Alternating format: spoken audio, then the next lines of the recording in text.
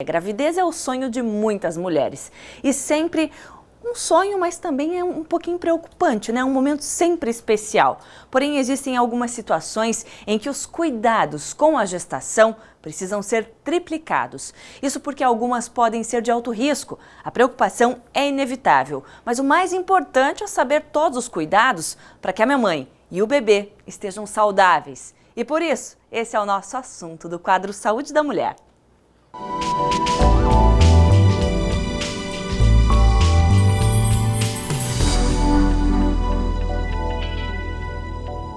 E eu recebo o Dr. Belarmino. Seja bem-vindo, querido. Tudo bem? Boa tarde, Gisele. Boa tarde, pessoal de casa, a quem nos assiste. Que está sempre ligado e mandando pergunta para o nosso WhatsApp, né, doutor?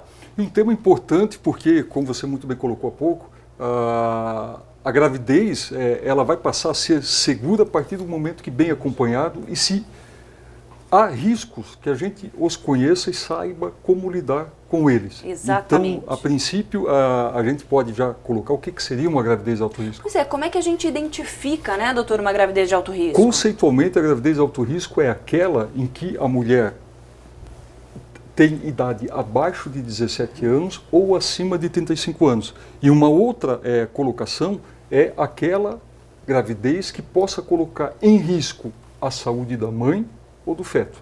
Ambas são corretas. Então, quer dizer, são fatores pré-existentes, vamos dizer, como idade, a gente pode definir. Não é algo que vai ser assim, os fatores de risco aqui, pode falar então, os fatores de risco. Existem aqueles que já são previamente conhecidos antes mesmo da mulher vir a engravidar.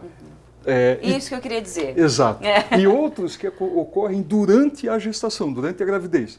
Os que a gente conhece antes são a idade, a altura, o peso muito excessivo ou peso muito abaixo podem colocar em risco uma gravidez, uma patologia que a mulher já tem anteriormente, seja cardíaca, pulmonar, uma alteração de tireoide, uma doença degenerativa, tal diabetes, qual pode ser lúpus, também? diabetes, hipertensão, tudo isso são riscos previamente conhecidos antes mesmo da mulher engravidar, da mamãe, que a gente já vai saber que ela se enquadra dentro desse risco.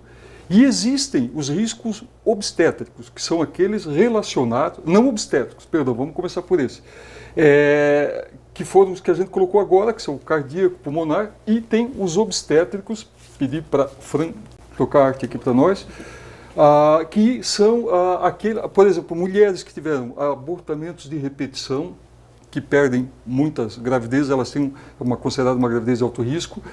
Gravidez ectópica, aquela que ocorre nas trompas, significa porque uma vez tendo a gravidez ectópica, a mulher não vai poder contar mais com aquela trompa. Então, ela reduz a possibilidade de gravidez. Quando a mulher tem algum problema anatômico, mioma, cisto de ovário, ou quando ela já teve algum parto em que ela teve uma hemorragia muito grande, é um fator de risco. Se ela teve alguma dificuldade para gerar esse parto em qualquer circunstância, às vezes até psicológica, teve uma depressão pós-parto anteriormente. Perfeito. Então, tem vários fatores obstétricos que podem levar se ela teve uma pré-eclâmpsia, a possibilidade de ter novamente é muito grande. Se ela tem um descolamento prematuro da placenta, poderá ocorrer. A gravidez gemelar, pelo fato de ocupar muito o ventre, é outra questão que vai poder colocar em risco. Então, são inúmeros os fatores que podem nos alertar, tanto antes da mãe engravidar ou durante a gestação.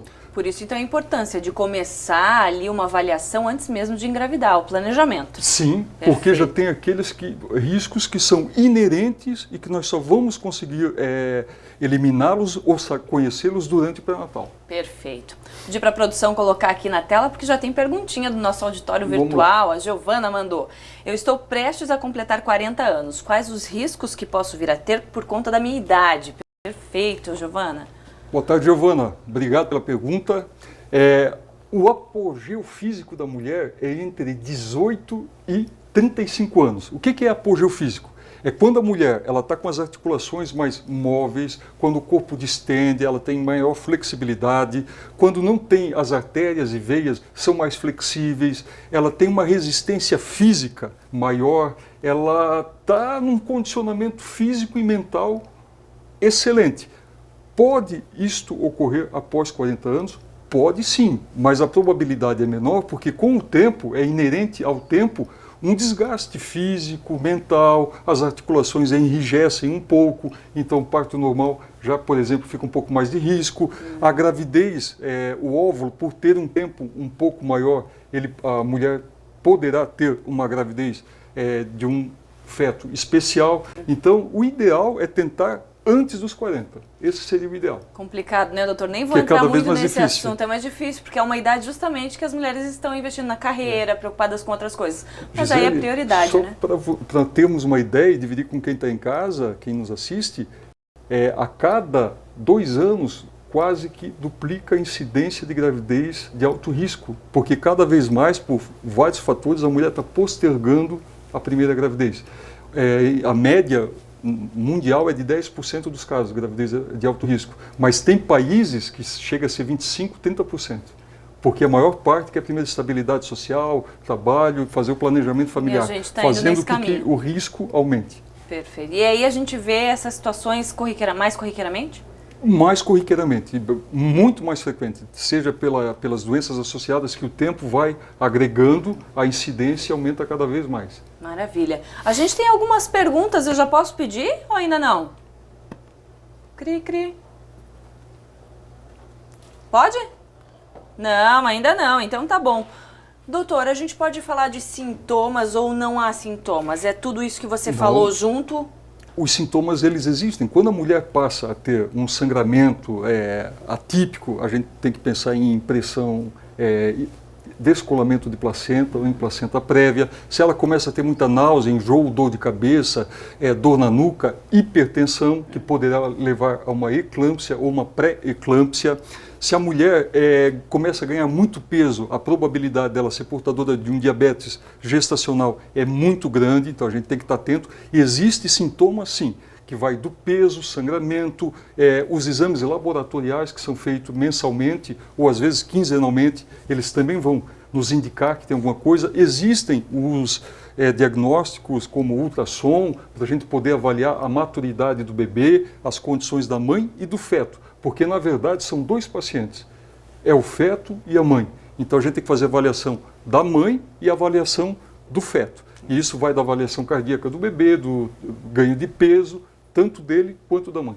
Perfeito. Doutor, vamos dar uma paradinha, tomar uma aguinha? Vamos lá. Depois tem mais pergunta aqui pra gente, a gente volta já já, não sai daí.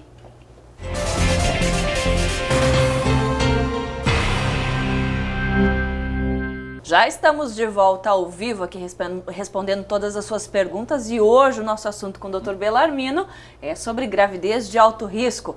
Doutor, a gente também foi às ruas para saber a dúvida das mamães ou futuras mamães e a gente vai rodar então uma aqui para o pessoal de casa poder tirar a dúvida junto. Gestação eu tive a placenta prévia e será que na minha segunda gestação eu terei de novo? Legal. Ótimo. A placenta prévia, eu acho que nós até temos uma arte aqui para mostrar o que vem a ser. A placenta, na verdade, ela é tipo uma esponja de sangue que ela pode se situar em vários locais. Aqui, a arte, obrigado. Então, essa parte laranja que a gente observa é a placenta. A placenta, ela é prévia quando ela fica próxima ao colo do útero, que é nesta situação aqui.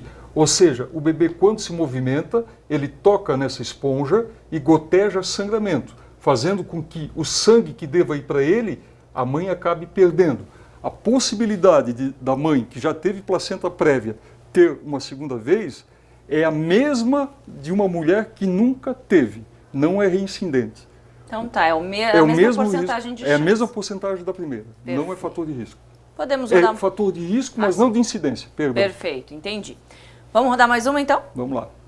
Olha, eu tenho uma amiga, ela tem 27 anos, ela já perdeu 2 vezes o bebê. Então tá tempo tentando. Tem alguma dica, alguma precaução, alguma coisa que possa ajudar a ela? 27 anos, 27 é uma moça ainda que tá naquela idade que você falou, né, doutor? Na idade do tudo bem, digamos assim, né? A pergunta é muito pertinente porque a gente pode abrir aqui algo que é muito comentado e muito pouco compreendido às vezes, que é incompatibilidade RH. O que vem a ser isso? A principal causa de abortamento espontâneo é má formação fetal. Quando o bebê, geralmente quando a mamãe perde um filho, uma gestação até 12 semanas, é para protegê-la porque aquele bebê tem algum problema.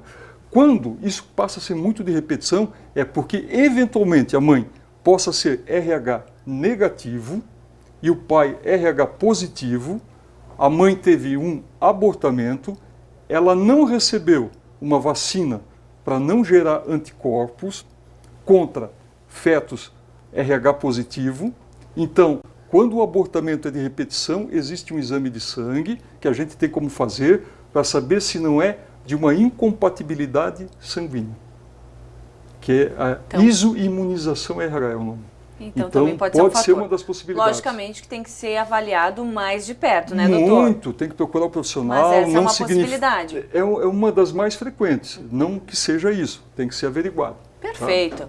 E o nosso auditório de casa está ligadinho aqui com a gente, tem mais pergunta. Adriana, tenho hipertensão, tomo anticoncepcional sem parar. Estou com 31, terei problema se quiser engravidar futuramente? Tomar anticoncepcional contínuo não faz mal? Duas perguntas aí da Adriana, doutor. Adriana, obrigado pela pergunta. Não tem nenhum problema tomar o anticoncepcional contínuo. E toda gravidez de risco, se nós conseguirmos passar essa mensagem, eu acho que está tudo certo já. Risco é contornável. Se você é hipertensa, você já deve ter um cardiologista, você já toma medicação. São equipes multidisciplinares que cuidam de gravidez de alto risco. Se tiver um problema na tireoide, o endocrinologista vai nos auxiliar. Se for a gestante hipertensa, é o cardiologista que vai nos auxiliar. Então, você bem acompanhada, bem monitorada, não corre risco nenhum. É um risco controlado. Esse é um risco conhecido. É mais fácil da gente poder monitorar. Que então, maravilha, né? Então, tranquilo, controlando é muito mais tranquilo, né, doutor? Bem mais tranquilo. E tem mais pergunta, pode colocar na tela. A Jaqueline tem uma trompa entupida. Vou poder engravidar? Vai ser de risco? Oi, Jaqueline, obrigado pela pergunta. Você vai poder engravidar normalmente porque você tem duas trompas. Você não pode contar com uma, mas pode contar com a outra. Então, tá tudo certo, não tem nenhum problema. Você vai conseguir engravidar? Sim. Não há risco pela perda da trompa. E aí ela pergunta se vai ser de alto risco. Não vai ser de alto risco. A não ser que ela tenha perdido essa trompa por uma gravidez ectópica, uma gravidez gerada na trompa, porque a maior parte da perda da trompa às vezes é por cisto de ovário. Então aí não levaria nenhum risco. Mas se ela teve uma perda da trompa por uma gravidez nas trompas, aí implicaria em risco. Ok. Tem mais pergunta então que a gente fez a nossa enquete também. Pode colocar na tela. Bom, doutor, eu queria saber se você pode responder se durante a gestação tem como descobrir se a criança vai nascer com cardiomiopatia congênita ou não. Porque eu tive 2 gestações. Eu perdi uma com 6 semanas de gestação e o meu que está vivo hoje com quase 14 semanas de gestação. E ele é cardiomiopata congênito, ele nasceu de 37 semanas e 5 dias. Eu descobri isso logo após que ele nasceu. Em todas as ultrassons, o médico não conferiu o coraçãozinho dele. Por isso que eu quero perguntar ao doutor se tem como descobrir ou não. Boa tarde, a gente lamenta o ocorrido, mas vamos usar essa pergunta para responder. Existem ultrassons que a gente consegue ver o fluxo sanguíneo do coração do bebê, dá de ouvir o batimento cardíaco, mas nem sempre em medicina a gente consegue fazer todos os diagnósticos. Tem coisas que infelizmente às vezes passam imperceptíveis e só vão ser diagnosticadas após o nascimento do bebê. Mas de maneira geral existe um ultrassom que ele tem um equipamento específico que ele consegue fazer uma avaliação um pouco mais profunda do sistema cardiológico do bebê, que é o ecodoppler cardiográfico fetal. Então por ali a gente pode ter uma dimensão se esse bebê vai ter algum problema congênito ou não. Às vezes pode ocorrer de passar. Tá certo. E doutor, para a gente finalizar, nosso tempo está acabando, tem mais uma perguntinha, vamos ver? Vamos lá. Com relação nos primeiros meses de gravidez, né? Tem algum perigo ao levantar peso, se isso pode fazer mal, né? Pode correr o risco de aborto, né? Alguma coisa assim ao levantar peso. Tem algum risco para a gestante?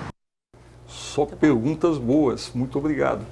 É assim, até o terceiro mês, todas as mamães devem evitar qualquer tipo de atividade física que requeira esforço. O que é esforço? Qualquer coisa que tenha acima de 5 quilos. Tipo um balde d'água cheio já é esforço. Esse esforço vai poder precipitar um trabalho de parto prematuro, com que a mãe possa ter um abortamento espontâneo. Então, até o 3º mês, a mãe deve meio que hibernar, não fazer nenhuma atividade física. E a partir do 4º mês, se for fazer alguma atividade física, a atividade física vai ter que ser ou pilates, ou uma hidroginástica, ou natação. E tudo light e com orientação de um profissional. Mais aeróbico do que de musculação, né? É só para alongar, para poder manter a mãe com a cabeça bacana e não deixá-la travada para a hora do parto e para a recuperação. Isso aí.